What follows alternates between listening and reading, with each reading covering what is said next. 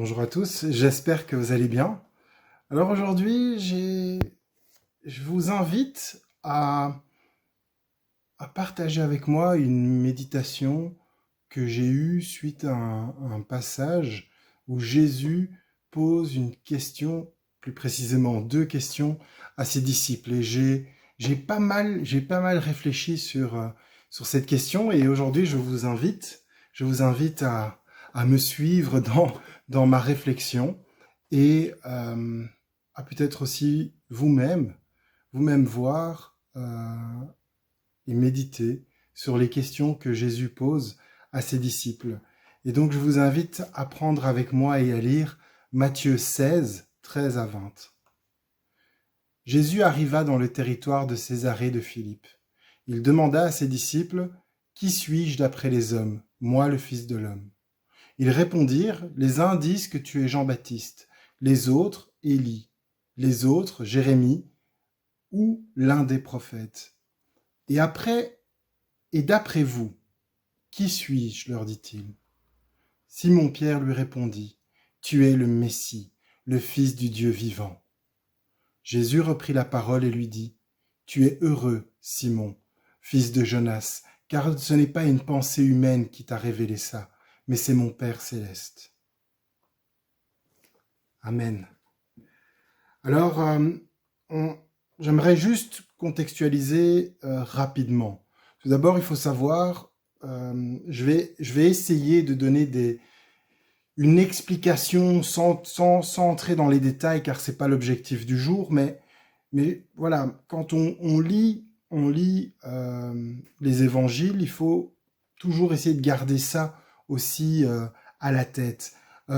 Les évangiles qu'on appelle synoptiques, donc Matthieu, Marc, Luc, dans ces évangiles, les événements, je dirais entre le baptême de Jésus et le dernier repas de Jésus avec ses apôtres, n'ont pas spécialement été écrits dans un ordre chronologique. C'est plutôt par rapport à la structure du texte. Et c'est voulu. On part de la généalogie et la naissance de Jésus, sauf pour Marc qui parle pas de la naissance de Jésus, mais on part du point commun des trois, qui est donc le ministère de Jean-Baptiste et du baptême de Jésus, pour que chaque événement nous rapproche de Jérusalem, pour arriver au sacrifice de Jésus en fait, et à sa résurrection.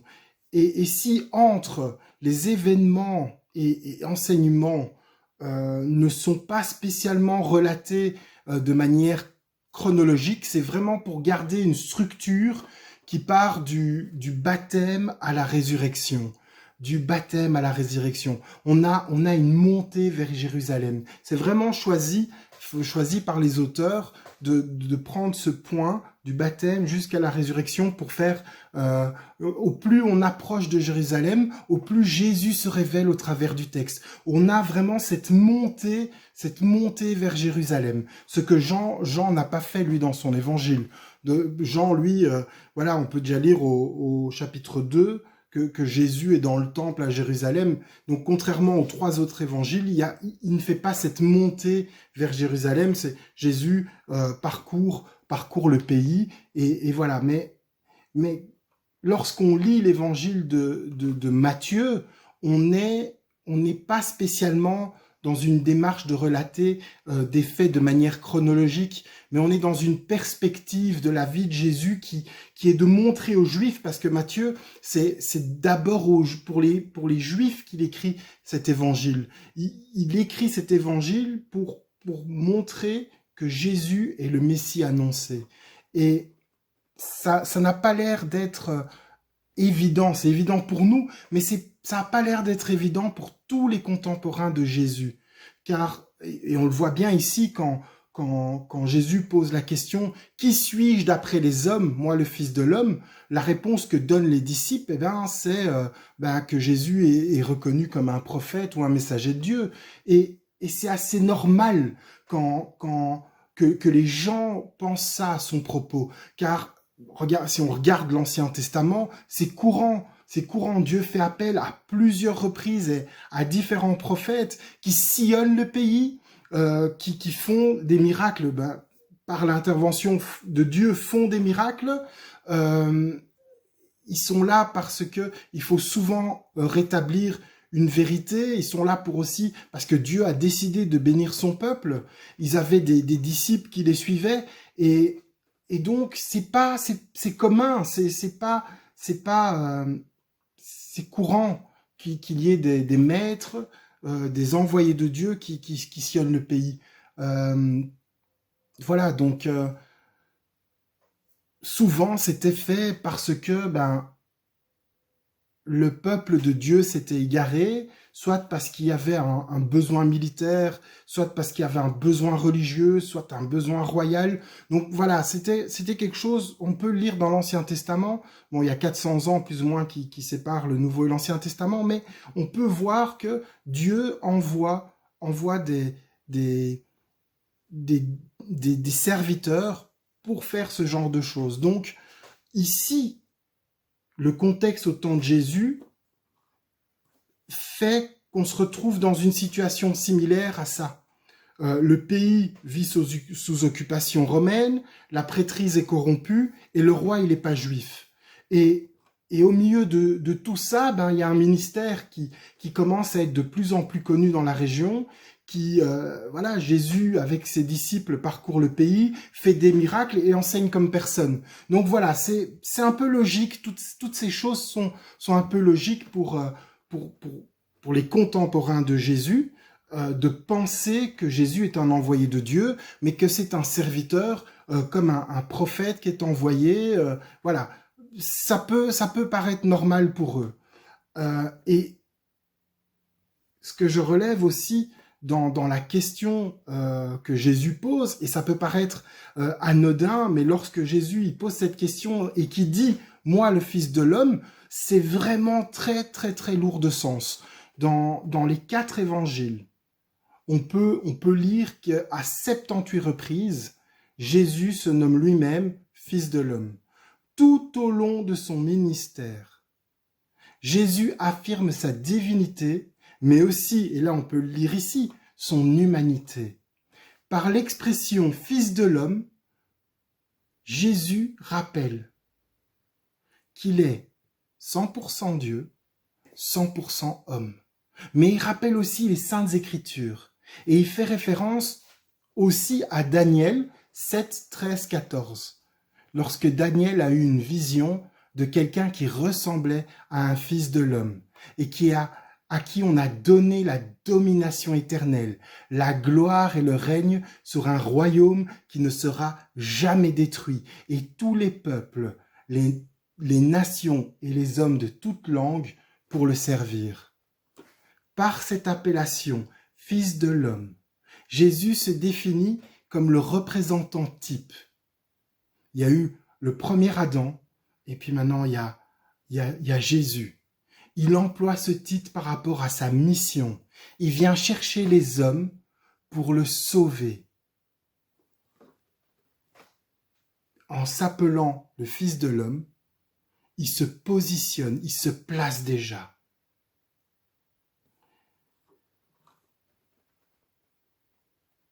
Et puis, je pense que la question la plus importante pour Jésus, c'est de savoir qu'est-ce que ses disciples pensent de lui. Et lorsque il pose la question, et d'après vous, qui suis-je? Vous qui m'accompagnez. Ça maintenant, je sais ce que les autres pensent de moi, je suis un prophète, mais vous qui m'accompagnez, vous qui me suivez, vous que j'enseigne, vous qui voyez les miracles, d'après vous, qui suis-je?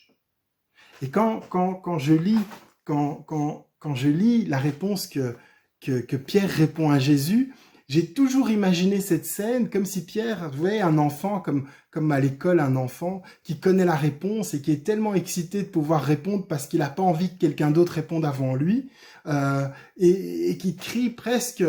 j'ai toujours imaginé cette scène comme ça, voyant Pierre, « Tu es le Messie, le Fils de Dieu, du Dieu vivant ». J'ai toujours eu cette impression que Pierre était dans ce zèle et dans cette excitation de pouvoir répondre ça. Mais Pierre, en disant ça, il ne donne pas seulement un titre à Jésus. Il proclame quelque chose. Il proclame, parce que Pierre, c'est un juif, et il sait ce que ça veut dire. Tu es le Messie, celui qu'on annonce dans les prophéties messianiques.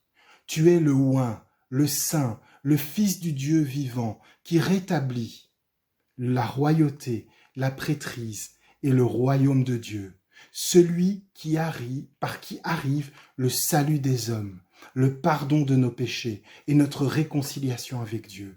Pierre, quand il dit « Tu es le Messie, le Fils du Dieu vivant », il sait ce que ça représente. Et comme Jésus le dit, il n'y a qu'une révélation qui peut te faire connaître les choses. Les disciples de Christ ont la révélation que Jésus est le Messie. Il est impossible de dire cela sans que le Saint-Esprit nous ait inspirés. Et là, je peux aussi reprendre le passage dans 1 Corinthiens 12, 3. Mais bon, si vous pouvez le lire chez vous, il y a une révélation. Par là, Jésus nous rappelle aussi qu'il est impossible à l'homme de dire que Christ est le Messie sans une révélation personnelle par le Saint-Esprit. Et le Messie tant attendu par Israël, c'est quoi?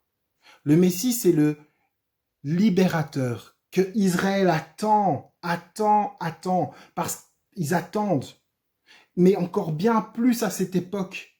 Ils attendent le Messie pour les libérer sur le plan militaire, parce que à cause de l'invasion des Romains, sur le plan religieux, à cause de la prêtrise corrompue, sur le plan royal, à cause du souverain illégitime. Le Messie, à cette époque-là, est attendu avec impatience par les Juifs, parce qu'il y a encore des fidèles qui attendent fidèlement d'être libérés par Dieu.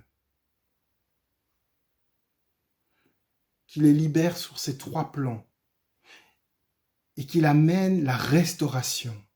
Le peuple de Dieu attend avec impatience le Messie pour qu'il soit restauré, libéré, béni. Et alors que ça devrait être une révélation incroyable pour Israël, ce que Pierre dit à Jésus. Même si on sait que le fait que les gens sachent qui est réellement Jésus, je parle de tout le monde, sache qui est réellement Jésus en Israël, bien sûr, il y aurait eu de l'opposition à tous les niveaux. Les Romains se seraient défendus et on savait qu'ils avaient une des meilleures armées de l'époque. Les pharisiens et les maîtres de la loi n'auraient jamais voulu perdre leurs privilèges, surtout financiers. Et le roi, qui n'était pas juif, se serait pas laissé faire. Et même si, on sait, Jésus en un claquement de doigts aurait pu avoir la victoire, de plus, le peuple fidèle à Dieu aurait été boosté par une telle annonce, ce qui aurait pu créer des soulèvements un peu partout dans le pays. Mais Jésus, alors qu'il confirme ce que Pierre dit, il demande à ses disciples de ne rien dire. Pourquoi? Parce qu'il n'est pas venu vaincre les hommes. Oui, à travers Jésus, nous sommes libérés de l'oppresseur. Mais Christ n'est pas venu pour vaincre et dominer l'homme. Il est venu pour vaincre et dominer le péché. Il est venu comme sacrifice parfait pour qu'à travers lui, l'humanité soit réconciliée avec Dieu. Jésus n'est pas là pour changer le paysage politique d'un pays. Il est là pour transformer les cœurs en profondeur, pour que nous puissions être pardonnés de nos péchés. Il s'est sacrifié, le sacrifice parfait. Mais ça m'a fait, ce passage m'a surtout fait penser à moi aujourd'hui. Quand je pense à tous ces éléments que je viens de partager avec vous, et que je le compare à notre vie aujourd'hui, j'ai l'impression que nous vivons dans une situation similaire. Le peuple de Dieu vit dans l'attente du retour de Christ, tout comme Israël à l'époque, afin qu'il rétablisse son royaume, tout comme Israël à l'époque. Nous vivons dans un monde corrompu à tous les niveaux, tout comme Israël à l'époque. Et la seule solution pour nous, qui sommes fidèles, c'est le retour de Christ, comme à l'époque. Et je me suis demandé, et si Jésus me posait ces deux mêmes questions à moi aujourd'hui, disciple de Christ? Qui suis-je d'après les hommes, moi le Fils de l'homme? Je pourrais lui répondre que le personnage peut-être qui est plus connu que lui ou aussi connu que lui, ce serait le Père Noël, que presque tout le monde à travers le monde le connaît, que beaucoup de personnes disent le connaître mais ne le connaissent pas, qu'aujourd'hui encore certains disent que tu es un prophète, certains pensent que tu es mort, d'autres que tu es vivant. Il y en a même qui ont j'ai déjà entendu que Jésus est le premier communiste, que certains disent que tu es un petit Dieu, que tu es un enseignant hors pair, que tu es, et ça, il y en a beaucoup qui le pensent aussi, un usurpateur, un anarchiste, un manipulateur, un magicien. Et je pourrais continuer comme ça, de tout ce qu'on entend sur Jésus, comment parfois il est moqué dans certaines blagues, parfois comment on le dépeint, comment on le décrit, même dans certains films.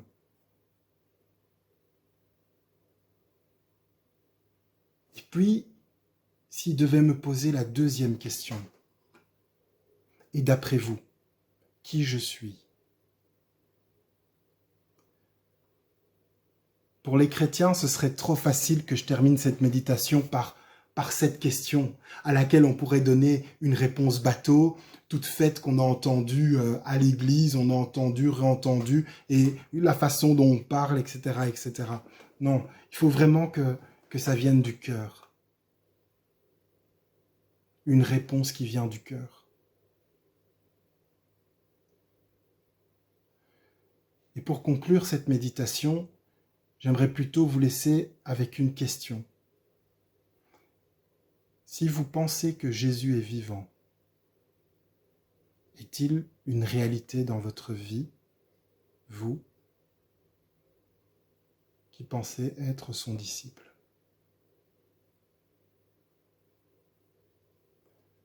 Soyez bénis. À la semaine prochaine.